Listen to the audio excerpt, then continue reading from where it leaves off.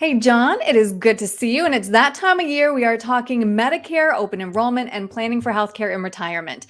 In retirement, your biggest expense is almost always healthcare, and open enrollment is coming up. Everybody get out your calendars and your pens, October 15th through December 7th.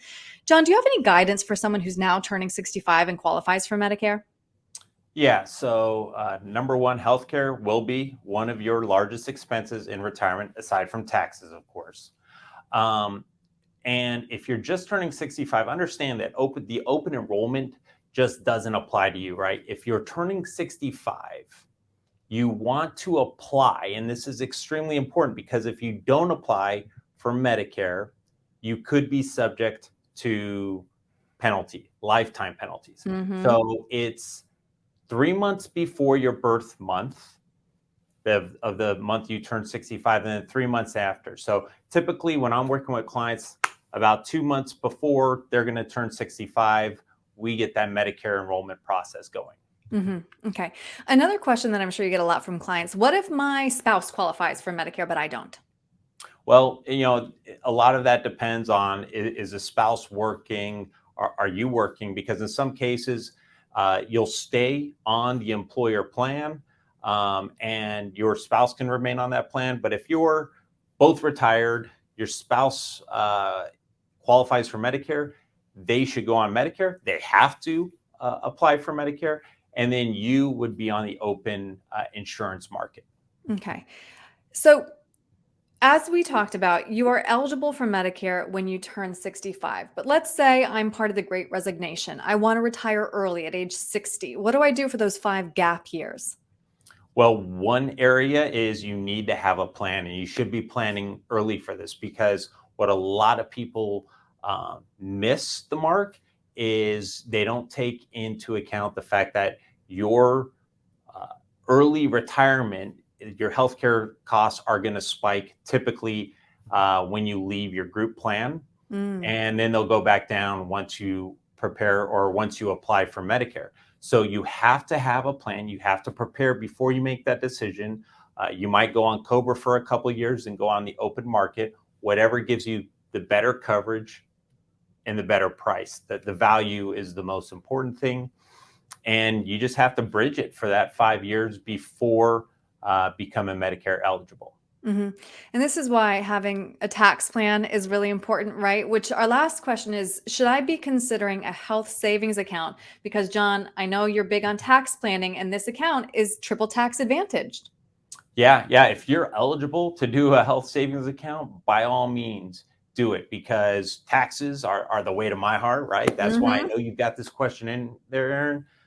But to be able with an HSA, you get to make those tax deductible contributions, then the interest, and then as soon as you have a certain amount, you can invest that money. That grows tax deferred, and then as long as you're spending that money for a qualified medical reason, the money comes out tax free. It's a triple tax advantage, which is huge. hmm Last question, John. I know that you are backed by a team of experts, and that includes a Medicare expert, Pam Morton, with whom you had a great chat on your Retire Happy podcast with Tom O'Connell.